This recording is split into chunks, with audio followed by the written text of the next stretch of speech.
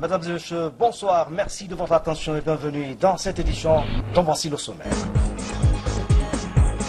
Les dockers de la main-d'œuvre portuaire à GEMAP ont repris le travail après le remplacement de la direction générale du port autonome de Conakry par le chef de l'État, professeur Alpha Condé. La situation se normalise. Dans le sommaire encore, comment promouvoir l'utilisation du biogaz dans les ménages? La question préoccupe le ministère de l'Environnement. Le marché du biogaz sera bientôt créé en Guinée. Le calvaire des usagers de la route en ce mois de Ramadan. Les principaux carrefours de la capitale sont obstrués. La direction de la police routière envisage de nouvelles mesures pour améliorer la circulation routière. Mesdames et messieurs, Conakry, 15 juin 2016, en déplacement, le président de la République, professeur Alpha Condé, est arrivé ce mercredi à Saint-Pétersbourg, en République fédérale de Russie. Professeur Alpha Condé vient participer au 20e Forum international axé sur le thème « Capitaliser la nouvelle réalité économique mondiale ». Voici le reportage de notre envoyé spécial, Sanassi Keita.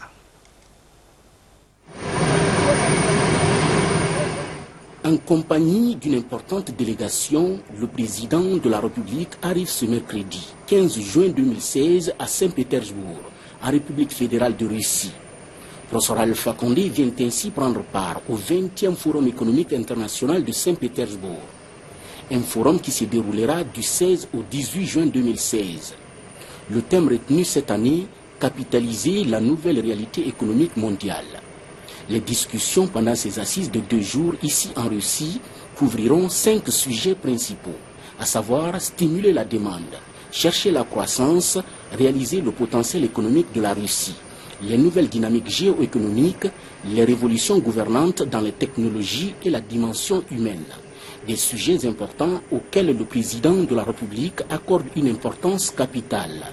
Le Forum économique international de Saint-Pétersbourg, une conférence internationale annuelle consacrée uniquement aux problèmes économiques et commerciaux. Il rassemble chaque année plus de 7000 dirigeants politiques, chefs d'entreprise ainsi que des scientifiques réputés. Et puis l'actualité reste dominée par la crise au port autonome de Conakry. À l'origine, la grogne des dockers du bureau de la main-d'œuvre portuaire à GEMAP. Ces revendications ont favorisé le remplacement de l'équipe dirigeante par le chef de l'État, professeur Alpha Condé. À ce jour, des mesures sont envisagées pour une sortie de crise. Mohamed Seyar Souma signe son reportage.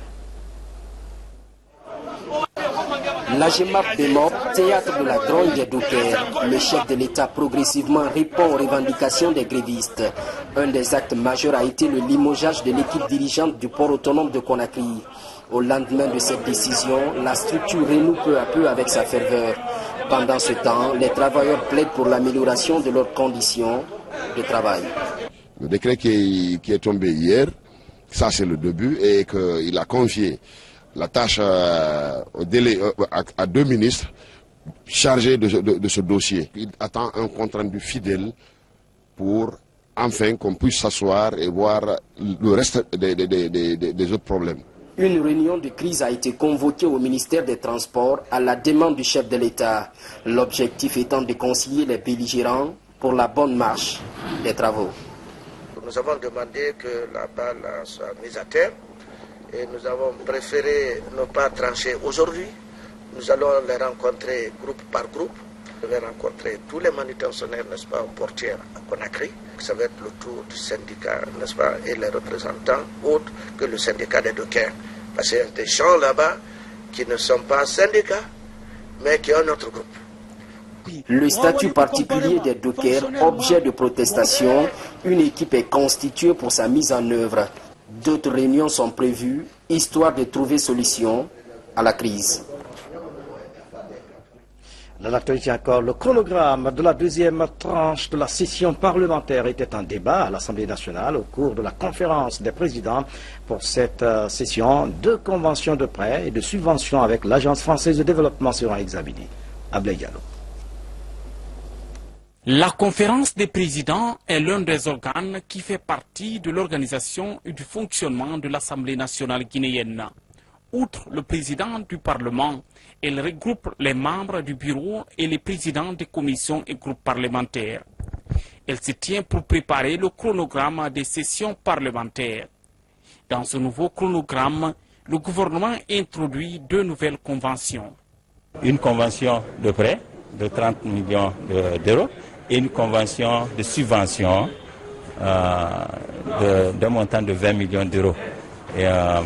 Ces conventions ont pour objet de financer donc, la reconstruction et la restauration de l'ensemble du réseau de distribution de l'électricité dans la ville de Conakry. Et le gouvernement lui-même de son propre chef a retiré 2 contrats que le ministère de l'Énergie avait passé avec certains partenaires privés en vue de l'installation de centrales thermiques pour la fourniture d'électricité.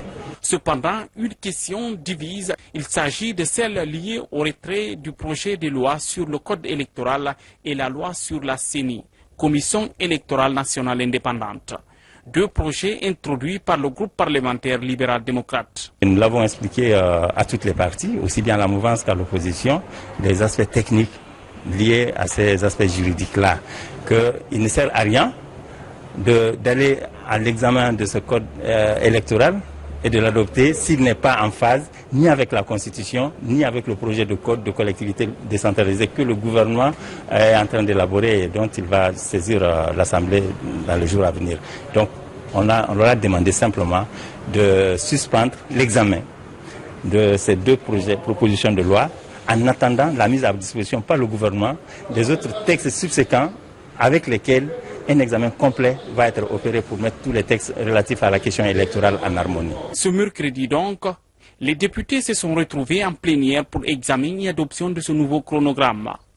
Dans les prochains jours, les ministres de Mamadi Youla passeront devant les élus du peuple pour défendre leurs projets. La mission de la Banque mondiale chargée de la coordination des projets d'appui à la gouvernance a eu des échanges avec les membres du Conseil économique et social. Objectif, recenser les besoins de l'institution en matière de renforcement des capacités sur la gouvernance. Yaya Sila, reportage. C'est le 2e entretien entre le Conseil économique et social et la mission d'appui à la gouvernance de la Banque mondiale. Au centre de discussion, la gouvernance. Un sujet d'autant plus important que le CES avait inscrit dans sa première session à autosaisine. Cela nous permet de nous impliquer et de jouer réellement la mission qui nous est dévolue et conseiller le président de la République, conseiller l'Assemblée nationale, donc donner des avis et des recommandations pour reconforter la nation, reconforter le peuple de Guinée. Au cours des échanges, le CES a expliqué le besoin d'appui au renforcement des capacités pour la maîtrise des notions de la bonne gouvernance. La mission se dit satisfaite de la compréhension des conseillers en matière de gouvernance.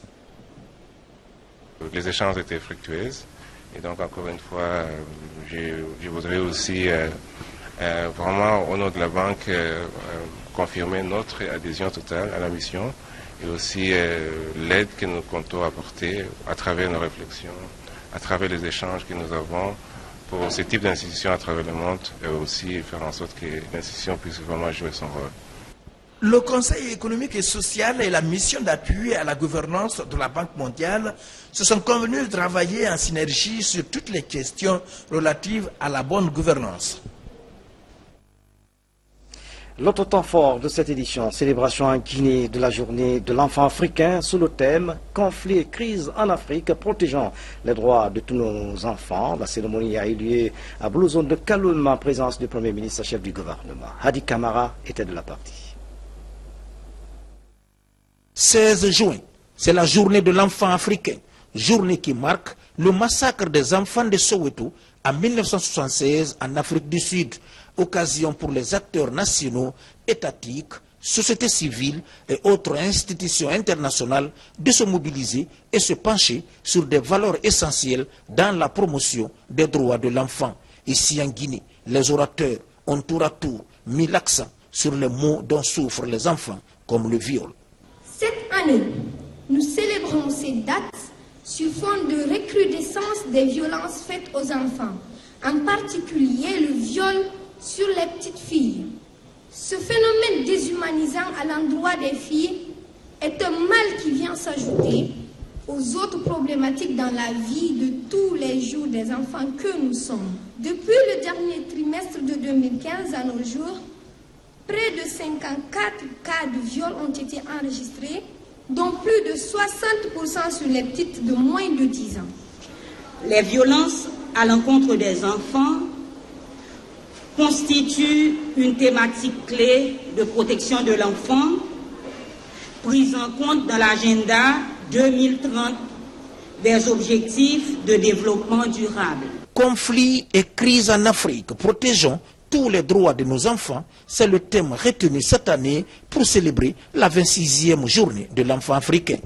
Ces périodes de crise et de conflit sont aussi les meilleurs moments où on profite de la vulnérabilité et de la naïveté due à l'âge pour abuser de l'intégrité physique des enfants, notamment les jeunes filles.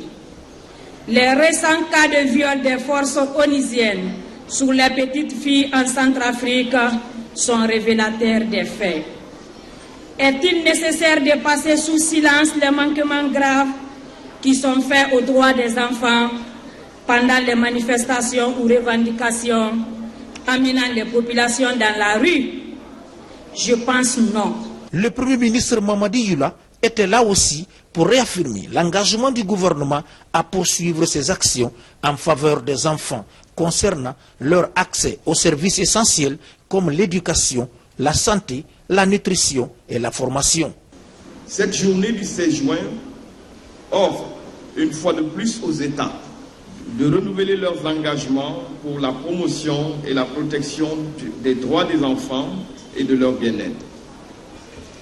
Il me plaît ici de rappeler que la traduction des droits des enfants dans la réalité de leur vécu quotidien doit s'inscrire obligatoirement dans la Déclaration générale de bonne gouvernance dont les piliers reposent sur la paix sociale, l'équité, la sécurité, le respect des droits humains et des responsabilités partagées.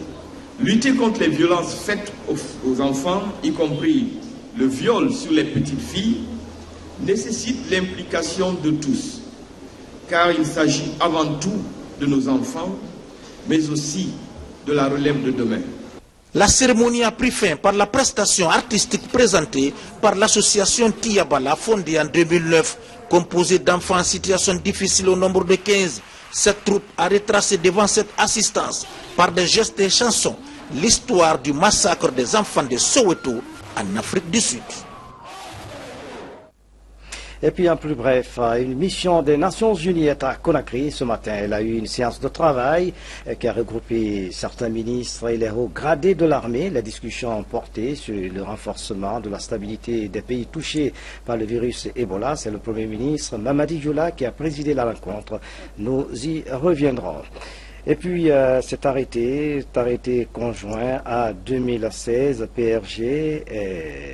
PRG-SGG portant application du décret D 2016-011 PRG-SGG du 15 janvier 2016 portant interdiction d'importation en République de Guinée des véhicules avec direction à droite. Les ministres arrêtent article 1er en application du décret D 2016-011 PRG-SGG du 15 janvier 2016 portant interdiction d'importation de véhicules avec direction à droite en République de Guinée et les arrêtés ce qui suit.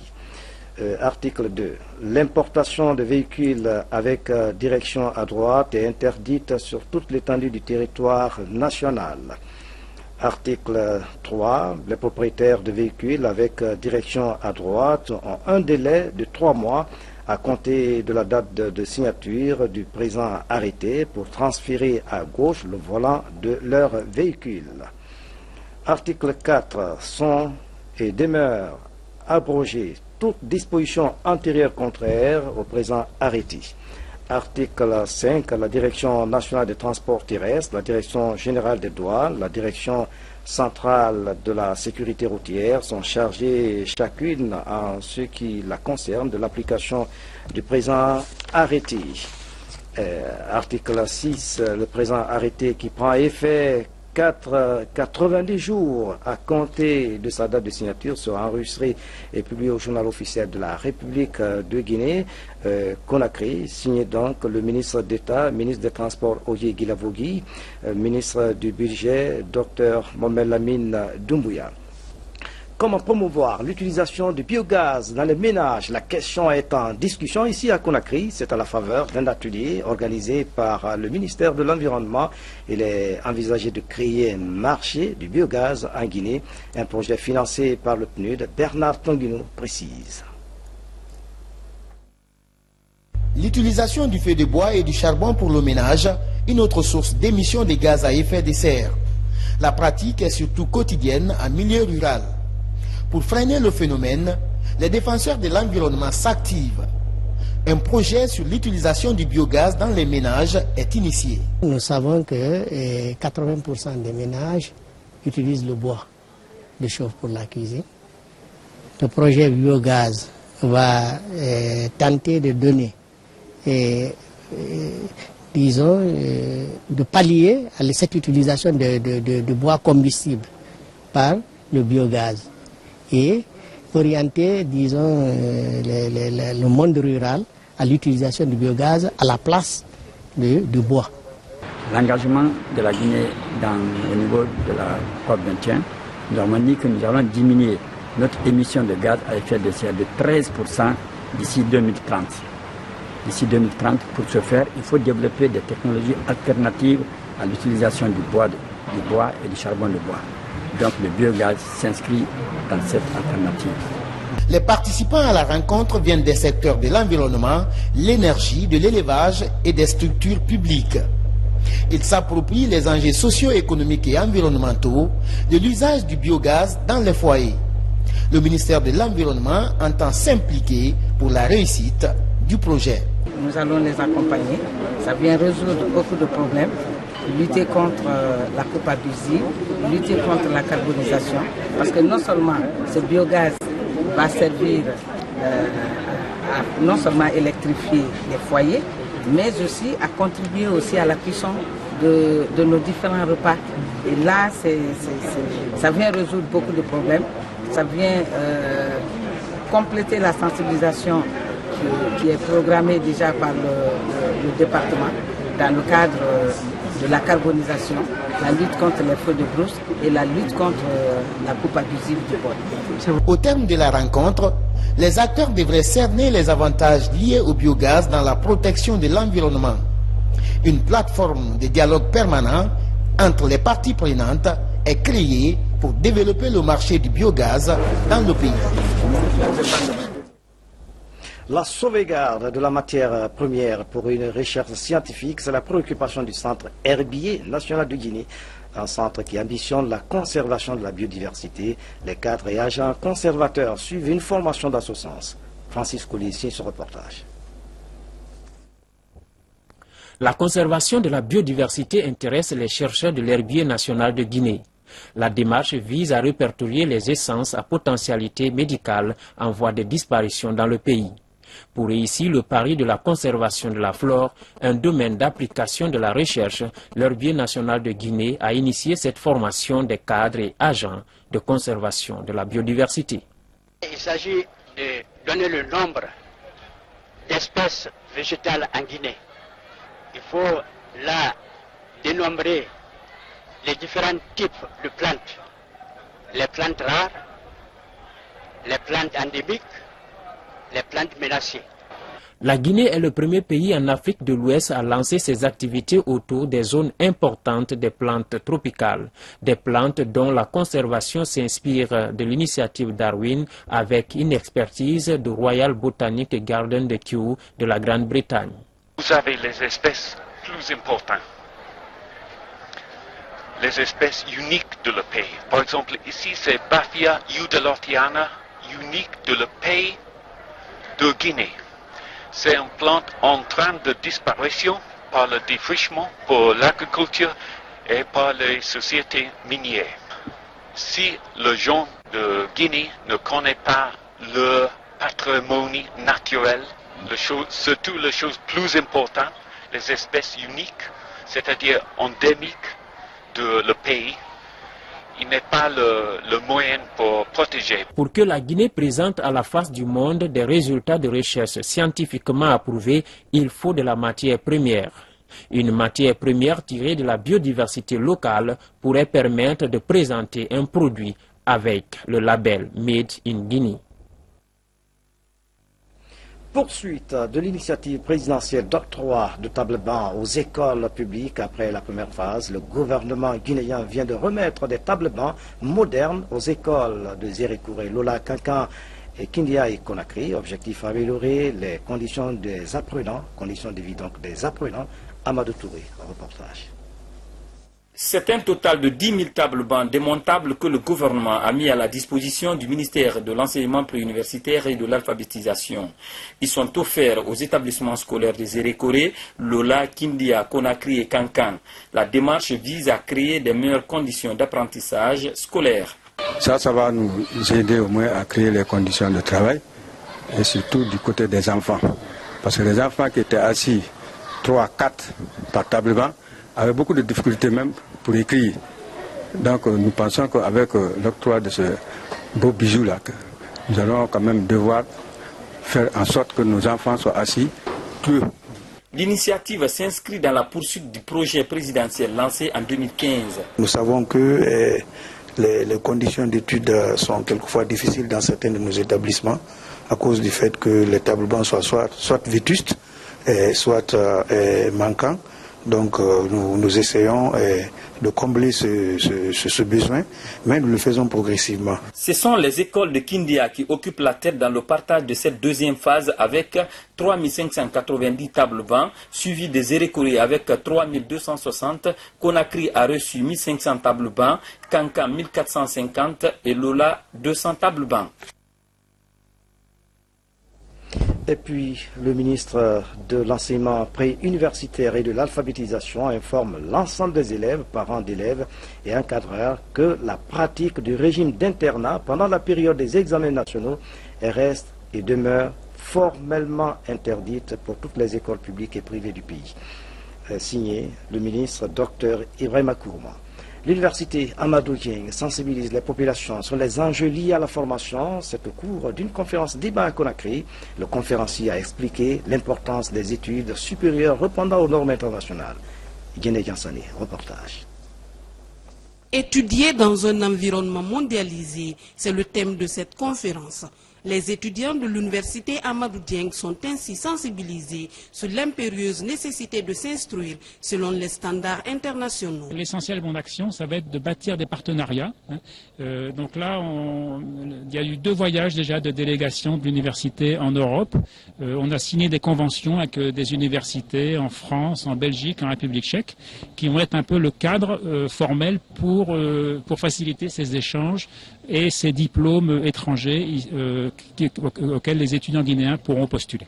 On a initié cette conférence pour expliquer à tous les étudiants guinéens les enjeux d'étudier dans ce village planétaire qu'on connaît aujourd'hui.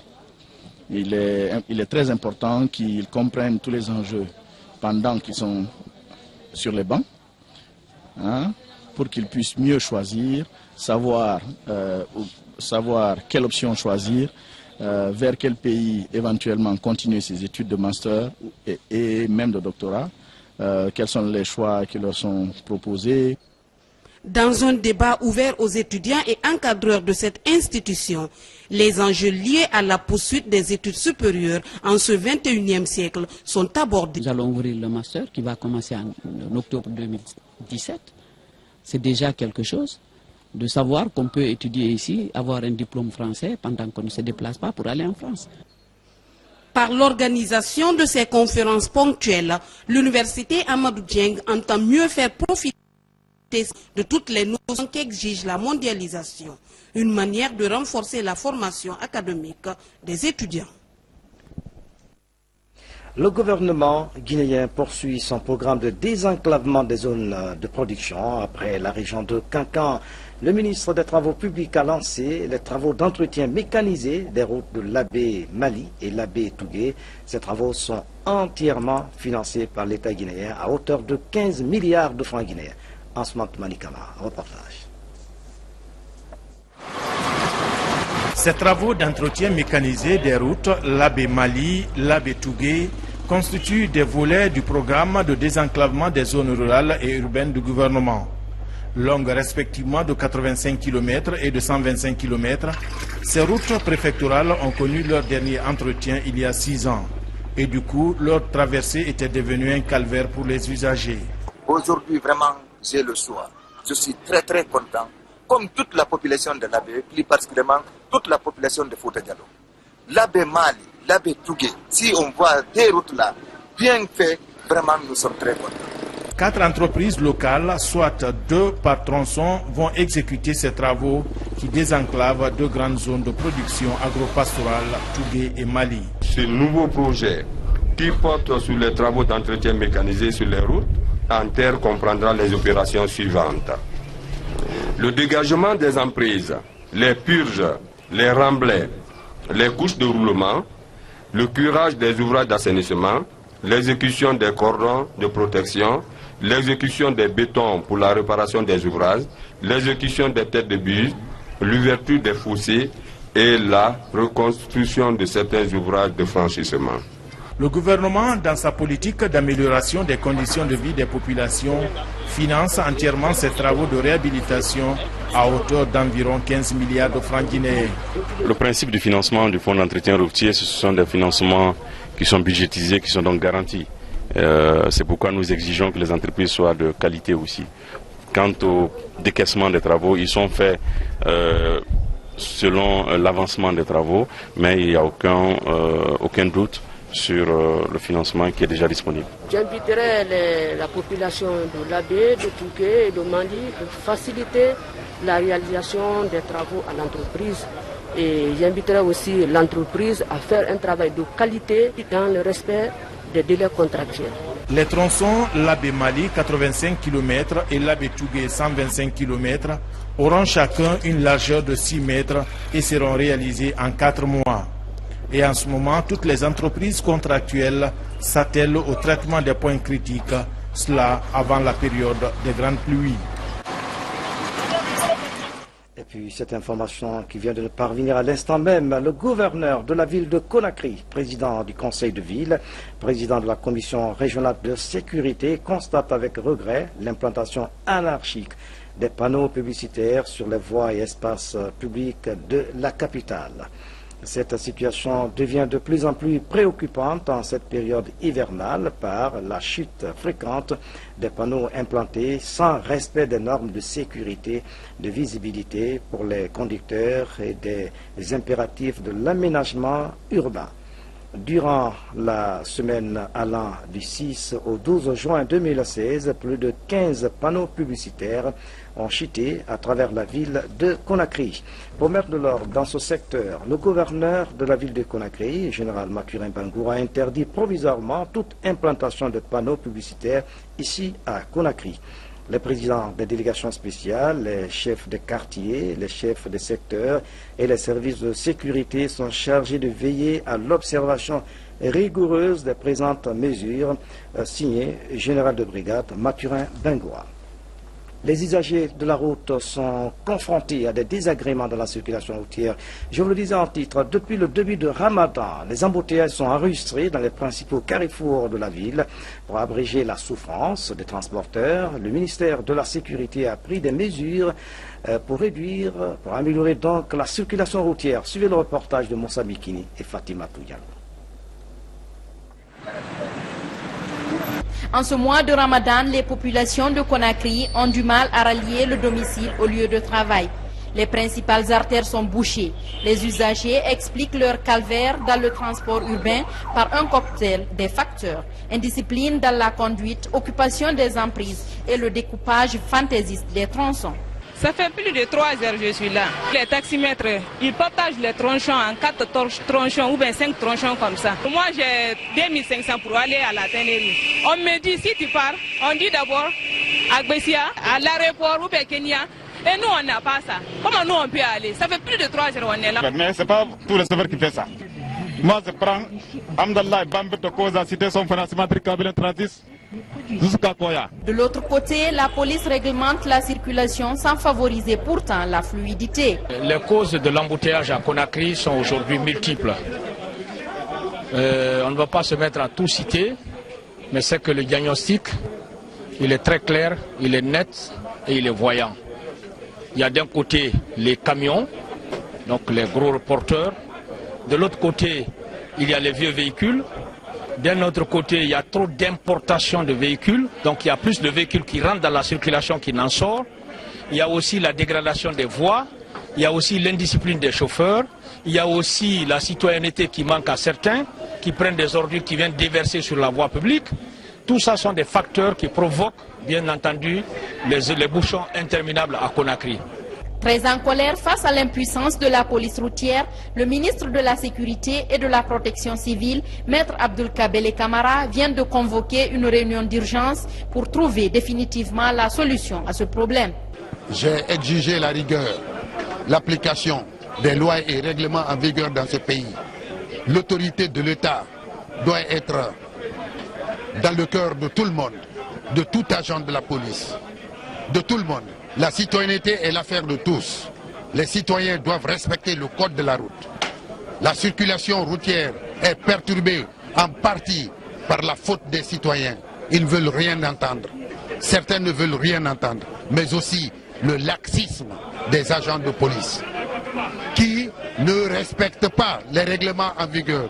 Hors caméra, un technicien confie que plus de 3000 véhicules descendent à la même heure à Kaloum. Et puis bientôt, une mini-centrale à Touba, dans la préfecture de Gawal. Ce barrage hydroélectrique de 5 MW sera réalisé par une société française. La proposition de variantes techniques et contractuelles du projet vient d'être validée à Conakry. Le reportage de Nabi Camara dans nos prochaines éditions d'information. C'est la fin de cette édition. À tous, merci de nous avoir suivis. Excellente soirée, où que vous soyez dans le monde. À demain.